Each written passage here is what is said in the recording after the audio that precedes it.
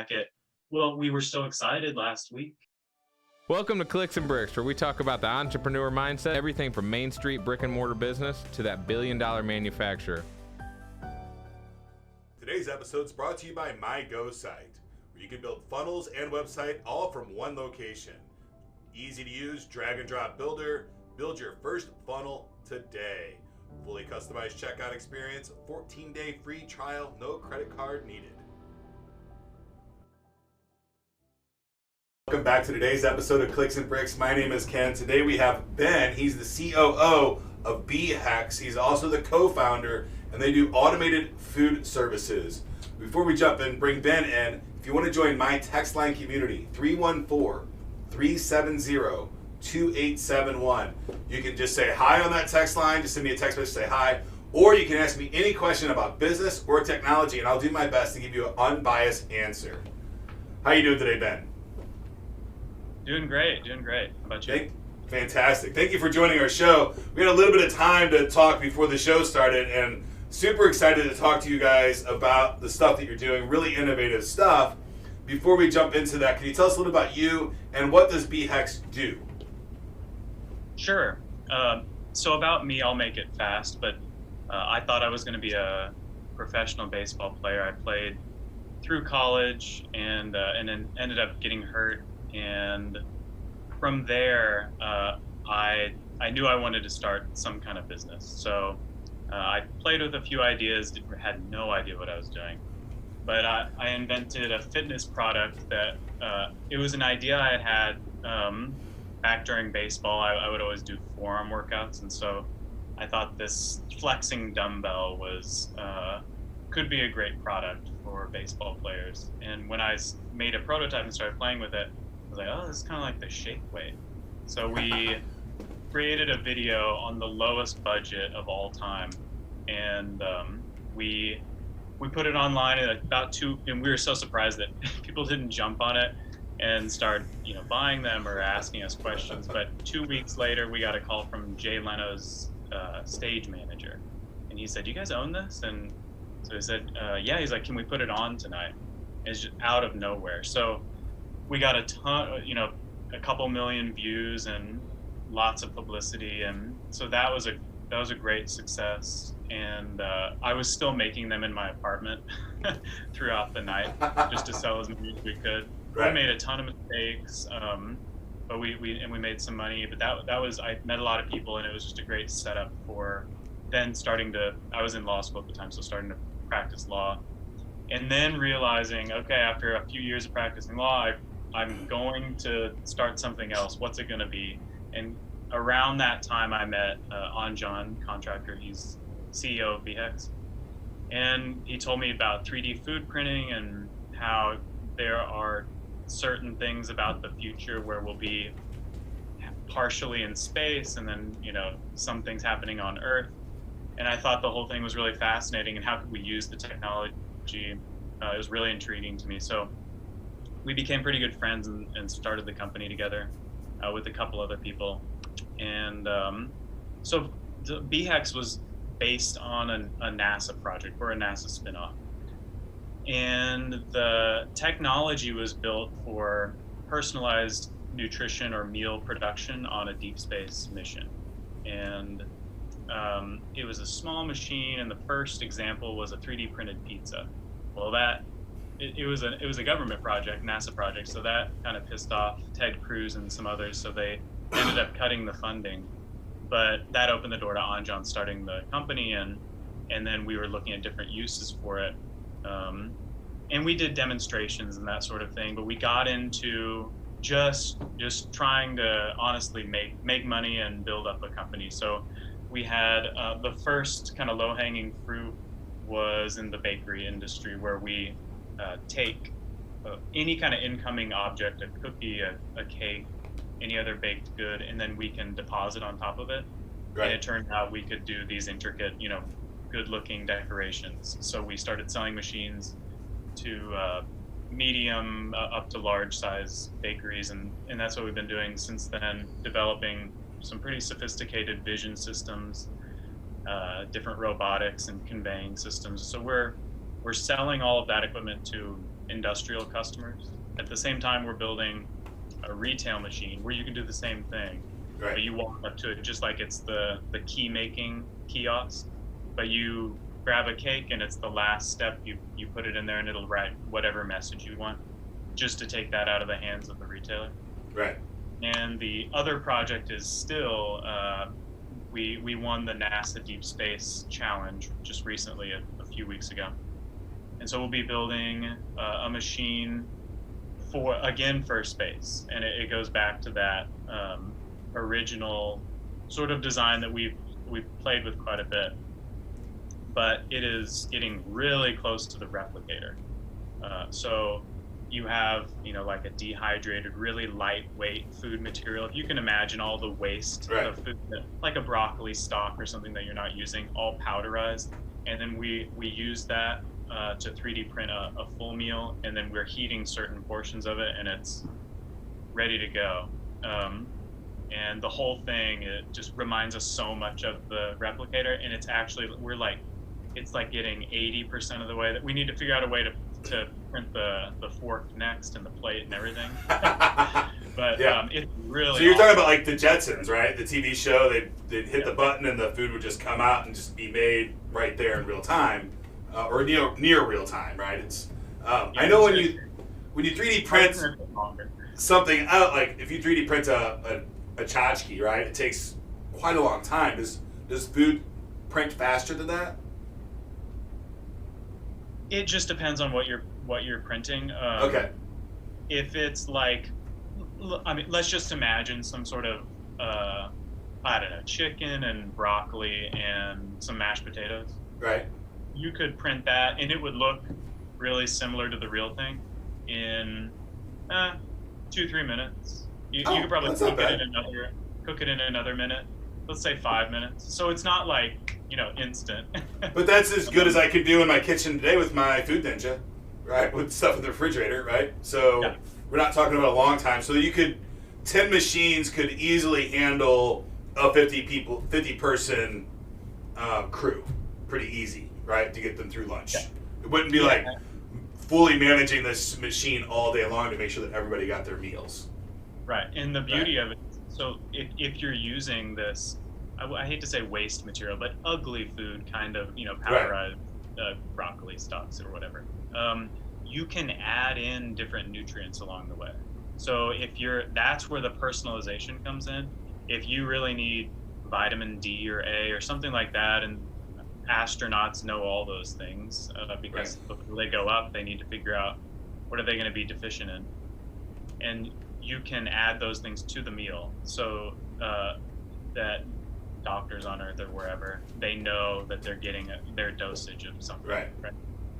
That's awesome. That's a huge advantage to a system like that. I think, and I don't know the stats, and I'm not a doctor, but I believe, I have a belief that a lot of the disease and things that happen in our world today are based on bad nutrition, right? I know that if you get good nutrition, if you get all the right nutrients in your body, you just generally less sick kind of person, right? You're less likely to get, cancers, heart attacks, diabetes, all of those things, right? So these things are really important, and I really believe that this kind of technology, maybe not in its current state, is definitely a huge piece of our future. So I think it's really cool what you guys are doing. Thank you for doing this kind of work, right? Because I'm sure that it's you have to have a specific kind of passion to deal with the intricacies and the nuances, because we're talking about really, really fine-tuned numbers and really down to less than millimeters, right? Just tiny little, you're talking about atoms and cells. Yeah. Almost, right? So this is tedious work. Yeah, sometimes I have to remind everyone, we have about a dozen people. Right. It fluctuates with bringing in interns and things like that. But I have to remind them when we're, carrying around, we'll have food all over the place, and they're thinking, I thought I was going to work on this cool vision system and the 3D printing amazing products, and everyone's going to be clapping, but then we're carrying around buckets of frosting or whatever it is. Yeah, the two worlds are so far apart, right? So, and I think this is a really important message for entrepreneurs. You're a spinoff from NASA. You're dealing in space tech, right? And then somebody gets mad, and your funding gets pulled, and you say, okay, we got to figure something out with our technology, and you go all the way to the other side from space stations to grocery store bakeries, right? And that's I don't know that there's two further worlds apart, right? So, no, but you're right, yeah. But you found a solution to get done to keep your company alive in the meantime, and then you won another NASA contract. Yeah. Right, and that probably would not have happened if you hadn't have pivoted and said, "Hey, we're going to do this grocery store stuff or this bakery stuff in the meantime while we continue to work on this other project." So I think that was a brilliant move on your guys' part, and I think your bakery idea is phenomenal. Right, today, if you go to buy something at the grocery store, you go to the bakery, you have to wait for the lady to decorate it. Sometimes it's spelt wrong, all kinds of stuff. And now you can not only decorate it, you can probably do wildly elaborate custom decorations on the cake, right? Or the cookie or whatever it is. Yeah.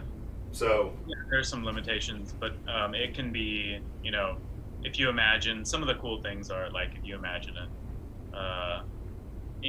some famous signature or something. Right. To replicate that would be nearly impossible for just someone working at the store. Correct. But we could easily do it, and we've done that quite a few times. That's pretty cool. Yeah. And then even branding, right? You could even get like branding contracts with Nike and stuff, and like put the logos on there. Just all kinds of stuff. I think that's brilliant, and I think we'll see that kind of technology in our Disneylands and our amusement parks and all that kind of stuff in the future. So I think it's really cool stuff. Yeah. I mean, about the pivoting and everything, I think we have so many ideas, and for an entrepreneur, it's just really hard to stick to. We'll talk in the morning, we're like, oh, I had this other one, and then you kind of consider, you're like, well, should I just go do that? But if you have that mind, it's hard. Right? It is hard. Oh yeah, to not do stuff.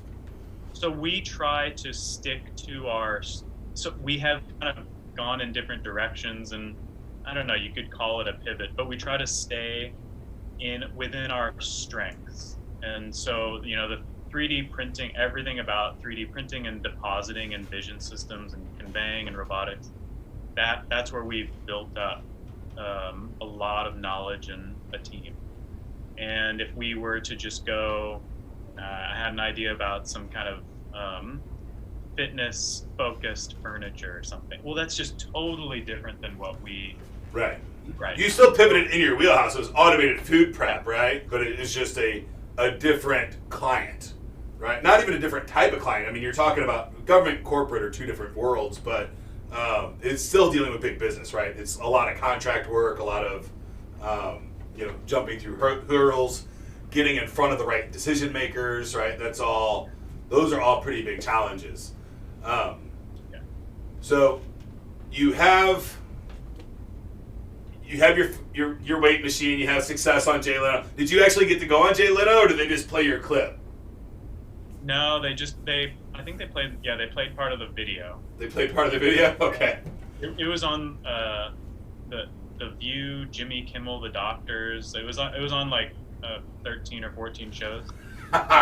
Jimmy Kimmel was the best one. They asked for samples, and it was like midnight, and I had to go to the airport and drop off the samples just to get it there, so that I made sure that it was on. And it was the way he held it. Well, they did a whole skit, like a fake commercial based on like the Free Flexor didn't take it far enough, and they did their own thing. And I saw someone a few years ago dressed up as our product, the Free Flexor, as a Halloween costume. And I was like, that is so funny, because I was living in Sacramento at the time, and I filled up some tennis balls with sand or something to build the first prototype.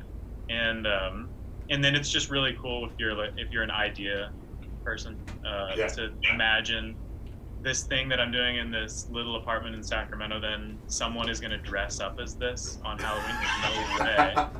But if you make things happen, and then people find out about whatever you're doing, and it's popular, and that part, even if there's not a whole lot of money connected to it, that's one of the things that's so satisfying about coming up with an idea and then pursuing it. Right. So you have your weights, and you're talking to your friend that has this NASA spinoff, and they lose their funding. You're going to come on board and be the co-founder now of BeeHex. What was that transition like? What was the catalyst to say, I'm going all in on this? How did you make that decision, right? Was it, just tell us that story about how you went from where you were to being co-founder and COO of BeeHex. Okay. We, became friends early on, and he asked if I wanted to go to South by Southwest, the show in Austin. I was in Houston at the time. So I went there, and then right off the bat started doing these interviews at our booth, and didn't really know him, didn't really know anyone who was there, but I was sort of pitching it, but I had no idea. I mean, I still needed to learn about what exactly we were doing and what the 3D food printing system was for, and so it was like a crash course. But at the time, it was the four of us that were just trying to figure out what do we want to do with this, and we had such a good time together, and that was like a overload of ideas. How could we change this system, or what opportunities are out there? And so from then, I just said, hey, I'll do all of the legal work or any kind of capacity that I can help out. I'll do it for free. I just want to be involved. That was a lot of fun. And Anjan said, well, you'll be a co-founder then. I said, okay, let's do that. So we spent about the next, 9 months or so going and pitching to mostly investors who had no interest and no reason to be listening to a startup pitch. It was like Texas real estate investors and things like that. So it made no sense for them. But the first, we finally talked to two food-related investors. They had a background in it, and got offers from both of them. And the one that we took was Jim Grody in Columbus, Ohio. And so he's the founder of Donato's Pizza and Grody Company. Okay. And we came up, and he's just such a great guy. And he said, look, I've got this building here. Why don't you come in, and then let's get started and see where we can take it from there. And at the time, we had a proposal at the Army that was pending, and we ended up getting it like the day after we closed the investment round. So it was like two back-to-back really great things. We felt good about it, and the whole time I was working at a law firm in Houston, and I love the whole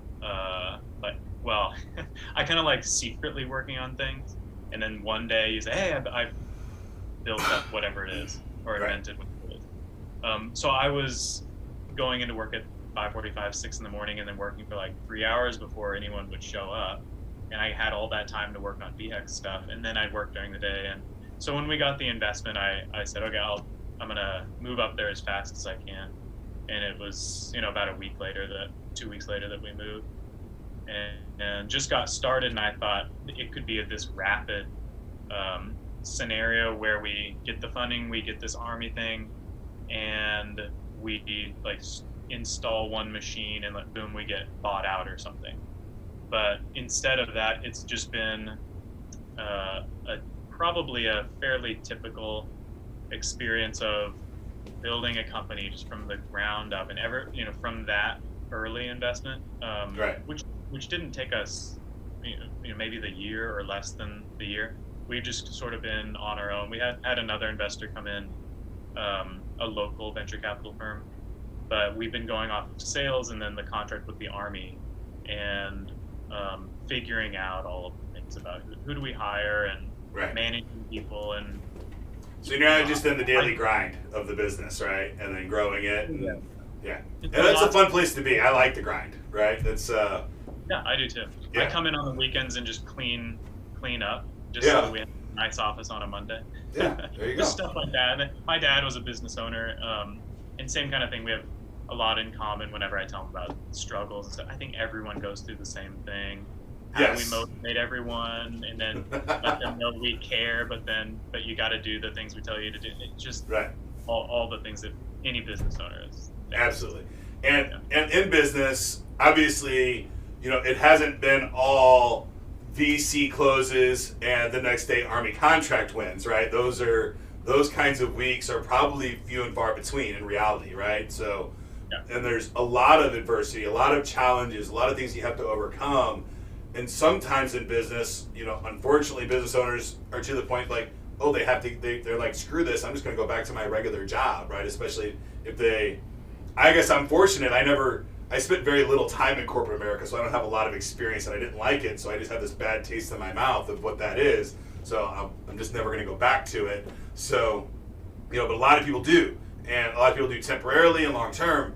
But do you have any tips or tricks on what you do when things are really, really challenging? How do you overcome that adversity and stay in the right mindset? Because as a leader of the company, a COO, if you're coming in with a negative attitude, thinking doom and gloom, I mean, your employees are going to follow suit, right? And that's a horrible place to be. So do you have any tips or tricks for our audience on that case scenario? I mean, I always have sort of if we feel down, I'll joke around as much as I can.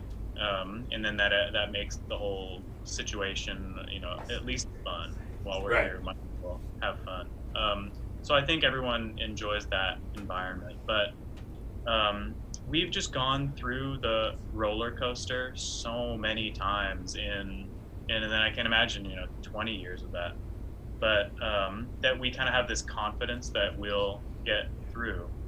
And if there's one day that you're so optimistic, but nothing has really changed, then why would you change your attitude? And I feel like it literally, if it's a cloudy day, then you feel a little more down. But then I look back at, well, we were so excited last week. Right. Nothing changed. Now, right. if there's a big setback, that actually, I don't, for some reason, don't get bothered quite as much about that, because then I see it as, okay, now we know that it's not like an unknown. There's some challenge and let's figure it out. And I think with the group of people we have, and especially just Anjan and I getting together and working on something, coming up with a solution in what seems to be an impossible situation is fun. If you can if people have kids and that sort of thing, you have to figure out a way to just take all that out of the equation and just focus on solving the problem. I think we've got much better at that. I'll learn for the rest of my life. Right. But having some kind of confidence about, okay, we got through that other period. Okay, now then a different one, and what happened there, right. And then this one, how is this different? And then up until we get to the point where we're like, okay, this one's really different, we're totally screwed. I think we'll still have that confidence that we can just push through and just see the things that we right. were so excited about in the past and pursue those. But you start with company culture, right? Just making sure that you have a fun place to come and work, that everybody enjoys their job. And then from there, just leaning on past experience and knowing, hey, I've overcome harder things than this, right? We lost the NASA contract, and then we won a new one a couple years later, right? So those adversities are temporary. They're not game ending, right? Unless you want them to be game ending. But most of the time, you can find a solution. Yeah, I think as far as the employees, they're only scared of the same as anyone else, the unknown. So if we keep everything, if we keep certain information from them, then they're like, oh no, what are they talking about? Are we in trouble? But if we will explain it, they're like, oh, it's not that bad. So I think especially companies are different if you're just doing straight production and right. you don't have that kind of communication. Well, we have a lot of engineers, and I'm working with them all day, every day. Right. So I have to go explain whatever's going on, and just so that everyone's on the same page and they're not worried that some devastating thing happened and we're just not telling them. So that right. communication, it's a really tough balance, because you communicating with them, then you have a relationship, and the friendship there can sometimes push you in one direction where you like really need to get something done, but we're all sort of friends now, and so how hard to push them. And so I'll just do a thing where I sit down and try to understand, like, what is it, how's everything going, and what is it that is stopping you from doing this, and we can actually figure out, whatever's going on with them or with the company. Absolutely. So transparency is another huge tool in your tool belt. I've worked for managers and bosses in the past that like kept things really, really secret, and it just creates a bad kind of vibe, right? And obviously there's things that you're not going to tell your entire staff, right? You're not going to share your own whole checkbook with them. Sometimes they just don't an employee that's making $50,000 a year might not understand a $150,000 problem that you have in the business, right? It's gonna catch different to them, right? Because they're not used to dealing with those kinds of numbers. So it's challenging to be transparent sometimes, because you know that some of the numbers that we talk about as business owners can scare somebody that's never had conversations about those kinds of numbers. But at the end of the day, it's all relevant or relative, right? It's just a playground that we're playing, and as a business owner, my personal checkbook looks probably a lot like yours, right? But the business is a different animal. So I have a funny story about that. Yeah. We really early on we're building kind of like a demo machine, and we were saying that we're pretty sure about some price points. We need to get this particular one down as much as possible. And so one of the engineers we had was sourcing parts, and he bought everything was as cheap as he could possibly go, like down to cheap zip ties. And there were motors that were maybe $6 cheaper than a different version that we knew worked, and they didn't work. So we wasted money, we had to rebuy them. And after a while, I was checking with him and said, why did you buy, like, these don't hardly work? And he said, you wanted to get the price down as much as possible. And I said, but you have to think about at least the functionality needs to be there, otherwise it's just a hunk of metal. Right. And realized, we didn't communicate that, okay, work on the core. Highest quality, lowest price. Right. Yeah. Or make sure it works really well, but then things that you don't really need to be fancy, we'll then go cheap on those. Right. Right.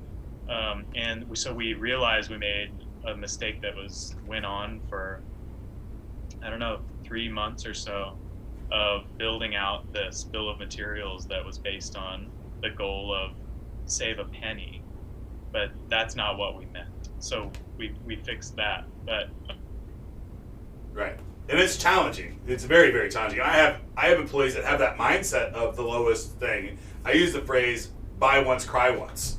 Well, there we go. Right. So I don't want to buy it twice anymore. Right. So I don't want to buy the cheapest version, figure out that this is pretty close to working, and then going out and buying the actual pro version, whatever it is. Now, sometimes proof of concepts are good, right? You can get small little laser printers today for $100 to see, hey, is my proof of concept going to work? And you risk $100 before you go buy a really nice laser printer. But you're testing artwork and things like that. You're not, building a bill of material that you're going to be manufacturing a product with. That could be right. A lot of companies would go out of business for a mistake like that, right? If it wasn't caught fast enough. Yeah. Go ahead. Yeah, when you buy something cheap and you're gonna wait, a couple months to get it just because it's so cheap, right. The payroll that you just ate up in that period far outweighs the savings on that piece that we're all waiting for. So I had to sit down with everyone and just show an example and say, if it's going to stop us from moving forward, we've got to get it in immediately. I mean, it's worth thousands and thousands more just to get it here fast, because we're just going to be not sitting there. We'll find things to do. Right. But we need to get this done. So then you got to consider the payroll thing. So I had to I explained that to everyone, because those things are pretty confusing. Like, they don't want a bill to come in that's really expensive and then they're in trouble. And so it's just always goes back to the kind of transparency, just enough to where they understand why, and right. they don't know what if they know the why, they're much more willing to do the work, right? Why am I doing this work? Oh, because this is what's going to do for the company. They're much more willing to do the work.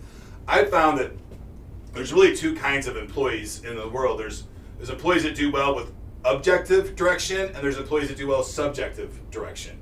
I tend to like the subjective direction employees that kind of have that foresight and envision that you can kind of give them a loose direction and they go. But there are a lot of jobs like in manufacturing that really need objective employees. Like, here's your list of tasks to do. And there's different jobs that require both kinds of people. And if you have the wrong kind of person in the wrong job, it could really cost a lot of money in that particular case scenario. If you have a team that can go on subjective direction, then you're in a much better situation, because the objective requires so much work on your end. You might as well do it. Yeah, I mean, you need some of those objective thinkers, right? But you put them on automating tasks, right? They're going to automate, because if it's an objective workflow, then it should be automated away, right? Because there's no room for a thought process there, is my opinion. But so we talked about adversity and overcoming that, and I feel that the striving, or fighting to stay alive, and the bootstrapping method, which you guys did, but then got some VC money, but now you're all independently funded. So you've had some adversity, and I feel like that fight mentality of adversity doesn't always translate into thriving after you've broken even, everybody's paid, the company's going in a good direction, you've got these contracts that are coming in pretty regularly.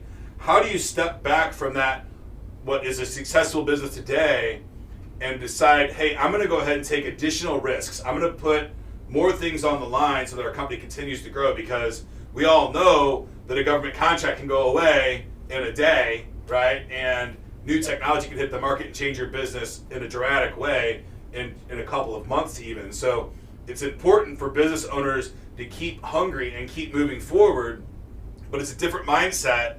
And how do you have any recommendations on changing your mindset from that adversity level to the thriving in your market and really pushing the envelope to move forward? Yeah, I don't think we've ever struggled to decide on whether to you could call it invest in the future, or put money into R&D. That is just our nature, and we do it constantly. I just can't imagine stopping that. We've met so many companies that it's a different business. I mean, they produce whatever product that's set. It's been set for years, whether it's food or equipment, and they try to make it just more efficient, more economical. We're not in that mode at all. I mean, we try to work with our vendors and reduce costs and things like that to a degree, but I mean, we're talking to potential customers and thinking about new ideas, and then actually pursuing them, and like the space machine, the NASA machine, right? All of that stuff. And it's, if anything, we're doing more. I mean, if anything, it's a problem. Right. We'll so growth is just in your nature. Tinkering with things, making new stuff is just in your nature. You're going to do it no matter what. Yeah, I really don't think this is the team to take a product and then make it as efficient as possible and sell those and reduce costs. That's just, this is more of a startup team, and right. For right now, I can't imagine getting into that mindset.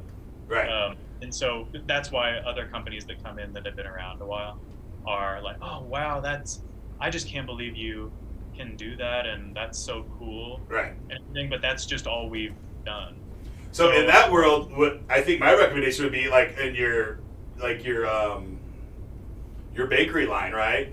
You're probably going to have to get a team to run that division of the daily grinders, right? Because you don't want to take away the innovation from your core team, right? So in that case scenario, if you have a core team that is innovative and always looking for thrive motion, then you might want to outsource your daily grind work, right? And then not outsource it, but hire to do that daily grind work. You don't want your engineers fulfilling orders, right? You want them thinking about great things and what's going to be next. So you just come with that mindset.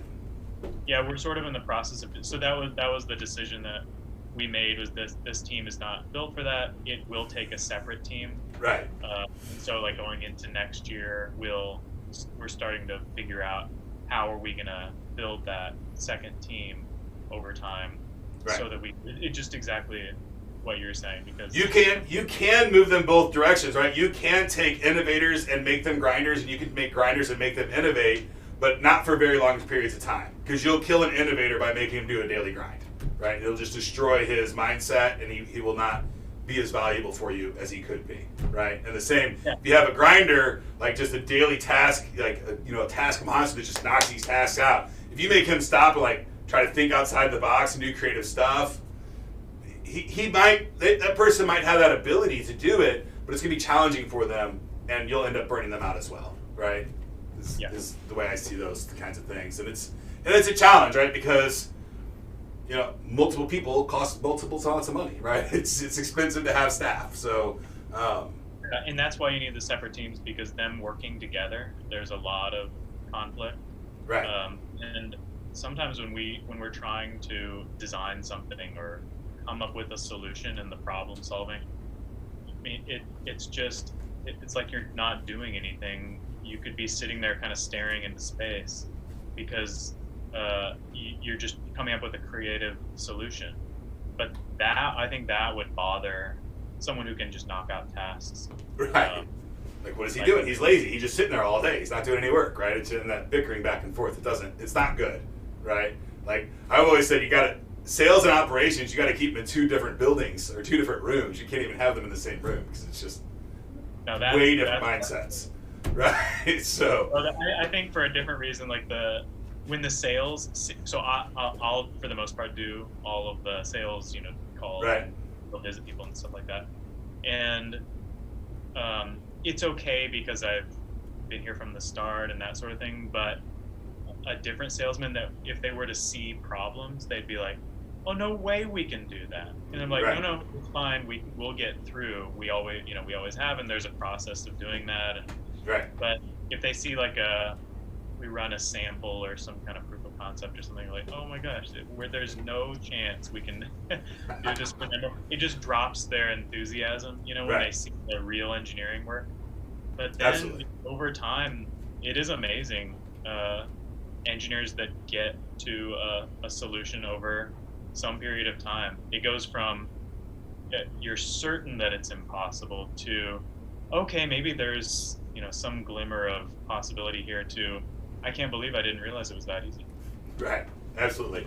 So obviously you got a team of innovators. You're doing some really cool stuff, from the bakery to the spaceship, right, and everything in between. Where do you see, if you can really bust out your crystal ball, and where do you see your industry? Food automation is what I'm calling. I mean, you're a robotics company, you're a lot of things, but in the food automation, where do you think that people in your industry should be looking to invest, 5, 10, maybe even 50 years out? I think with the what we're doing, and I kind of left out, personalized nutrition is the contract we have with the Army. We built out a personalized nutrition bar production line, and right. we have that here. It's healablenutrition.com. And Chris, can you put that up on the screen? So Chris is going to throw your contact information up real quick. Oh, sure. So you're able to take an assessment, and then we convert answers into directions for the production line to run the bars. And so we've done some, direct to customers, and then for some big conventions that were like innovation summits, things like that, we've run personalized bars for them. So it's just kind of starting. This is like a test brand. Right. But anyway, so about on personalized nutrition, decades out, I think there will be, one is just healthier products overall, if you can start to control macro and micronutrients in any kind of production. But also, if if you can imagine, so if you have a virtual reality set on, right? Right. However that is at the time, and someone were to you were to looking at like a Snickers bar, and you peel it open and you take a bite, all the visuals look like the real thing. It feels like the real thing, but it's made out of some sort of like protein crisps and right. spinach or something like that. But there's either a sensor or something connected convincing you that it tastes differently. Yes. That is where there'll be like a major shift, because I mean, I always tell people I would eat spinach and blueberries and walnuts or something. I kind of consider that the healthiest thing you could eat all the time if it tasted good enough. Right. I think a lot of people would. So Musk is working on something like that, right? The brain implant that could manipulate your thoughts and feelings and all those things, right? And so if we can 3D print or produce the food to replicate the texture, right? It's like a spinach or some kind of if you imagine a candy bar kind of situation, but perfectly healthy, but it tastes like the candy bar, then you just basically got rid of the reason people eat things that they shouldn't. Right. And you gave them everything that they wanted.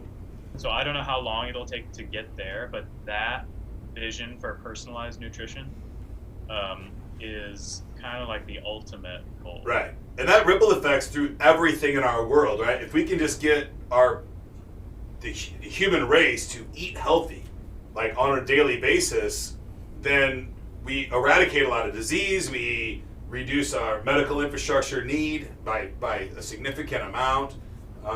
We get rid of the pandemic of obesity in our country. I don't know if we get rid of it, but we reduce the heck out of it, right? So I think all of those things are fantastic. I had never considered what Musk was working on in the brain transplant, really bringing that into making your food, like really just tricking the brain into saying, hey, this is amazing stuff. I love it. I love the way this tastes, right? So I think that, and I don't think you're wrong. I think that's probably a 50-year out goal. I don't know if it's a decade away, but I think I definitely can see that. And today we have you ever played with the M-berries? The little berries you put in your mouth and they make really sour stuff sweet? Is that kind of an older thing? I think you can get them on Amazon. They're called M-berries, and they're magic berries, and yeah. Oh, okay. No, I know what you're talking about. I have not. Yeah, they're a lot of fun, and it's not it's a trick like what you're talking about. You can cut a lemon in half and just eat a lemon raw, and it tastes like lemonade. So, I mean, there's already stuff in the market today that kind of replicates what you're talking about, but with the neuroscience that they're doing and nanobots and all that other stuff, yeah, I could definitely see making a kale bar, tricking the human brain into thinking that's delicious. And kale is probably my least favorite thing.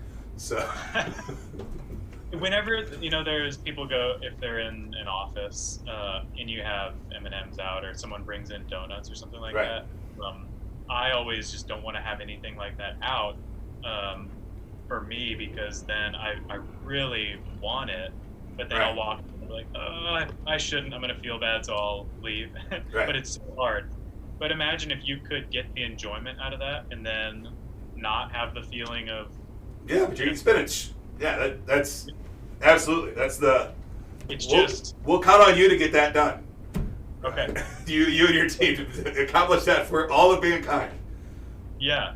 Yeah, I think right now, to try to trick yourself, sometimes I'll have like a sweet kind of drink, but then some bland food. Right. And it's fine, but if you get to the real deal where you actually think that's what you had, it'd be pretty cool. Yeah, and in the VR worlds, I mean, it's pretty easy to trick your brain. Like, it happens fast. So I don't think the leap is that far ahead. I would bet that in VR today, if you're just eating a virtual reality Snicker, you could be eating anything and it would taste more like a Snicker than it actually does, just because all your other senses are saying this is a Snickers bar. But Yeah. I don't know. That would be something. That would be a fun test to do. So, thank you for your time today, Ben. I really enjoyed having you on the show. Is there anything you would like to leave for our guests before we go? Well, if you want to go either to the healablenutrition.com and go through the assessment, just give that a try or reach out to us. Right. We'll put the link in the description as well, and they can order 3D printed bars from you guys, correct? On that website. They can go in and do that. We're doing this is also a little early on, but DNA analysis, and it automatically turns it into instructions. Oh, machine. okay. So if you wanted to, get really, if you want to do that kind of thing, let us know and we can run it, and it's pretty cool. And so then you can get techie with your nutrition bars. That is really cool stuff. So you're gonna send them a little vial, and they send it out to you. You run their DNA, and like, this is the best nutrition for you. No, they'll have to do that with all the other third parties that do it. So you're just going to integrate with a 23andMe or an Ancestry or one of those guys. Yeah, we already have that. All they have to do is send us the raw data. It's just a bunch of code, but we plug it into it's a little program that we created, and we start identifying, what kind of supplement would they need, or do we need to go no sugar, and a variety of things. We can talk to them about it if there are people that are into that sort of thing. I might hit you up on that, because that sounds like a whole lot of fun to me. Yeah, Anjan will call you and talk to you for a couple of hours about it. Fantastic. Thank you so much for your time today, Ben. That's it for today's show. Again, if you'd like to join my text line community, 314-370-2871. Just say hi or ask me any question about technology or business, and I'll do my best to answer it with no bias at all. I'll never try to sell you anything, just tips and tricks and a little bit of crypto news on that text line. That's it for today, folks. Get to work.